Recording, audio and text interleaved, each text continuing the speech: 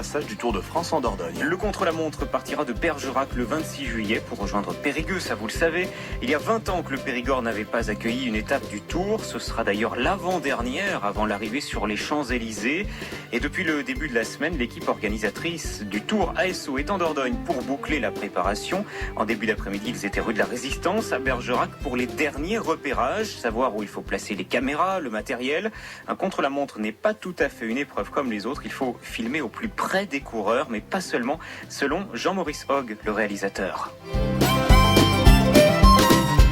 Le contre-la-montre c'est très particulier parce que là au niveau du sport proprement dit, on est vraiment dans le sport parce que c'est vraiment le coureur est seul face à lui-même et face au chronomètre.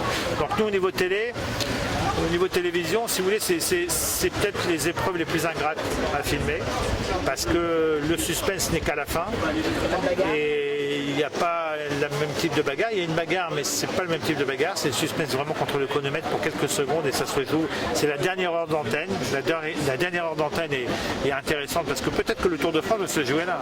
Peut-être que le gagnant du Tour de France ça va se décider peut-être entre Bergerac et Périgueux, c'est même fort probable. En tout cas, le deuxième ou le troisième, si c'est pas le premier. Donc il y aura un gros suspense. Mais comme les premiers sont les derniers à partir, donc c'est la dernière heure d'antenne. Mais moi, j'ai 3 heures d'antenne à faire. Donc les 2 premières heures, je vais vraiment faire 2 premières heures pour la mise en valeur du Périgord et ces 2 très belles villes que sont Bergerac et Périgueux.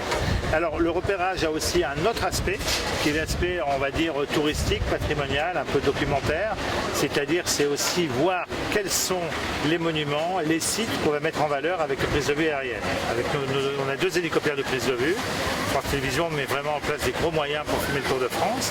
Et donc ces 2 hélicoptères vont avoir, si je puis dire, un plan de vol, un carnet de route très précis. Pas un carnet de route, un carnet de vol très précis avec, il faut filmer le pont sur la Dordogne, il faut filmer le château de Montbazillac, il faut filmer le vignoble, il faut filmer la vieille ville et le port de Bergerac, etc. Voilà.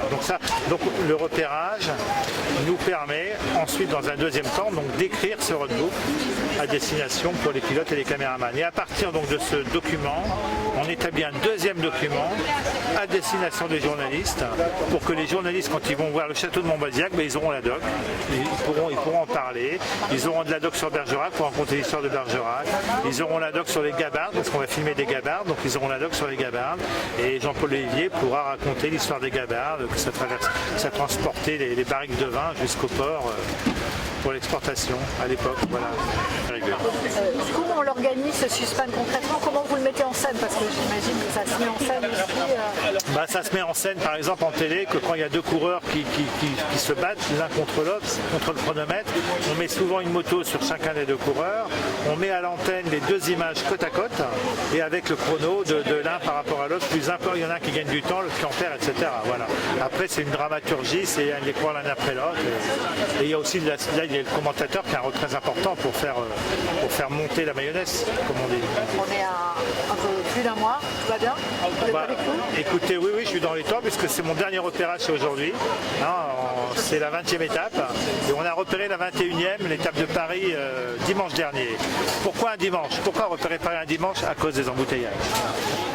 Voilà. Donc on termine là. Tout à l'heure on aura donc terminé nos repérages du Tour de France 2014.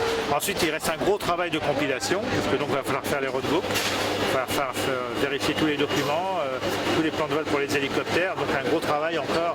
On va dire que moi la prépa du Tour elle sera vraiment terminée le 20 juin.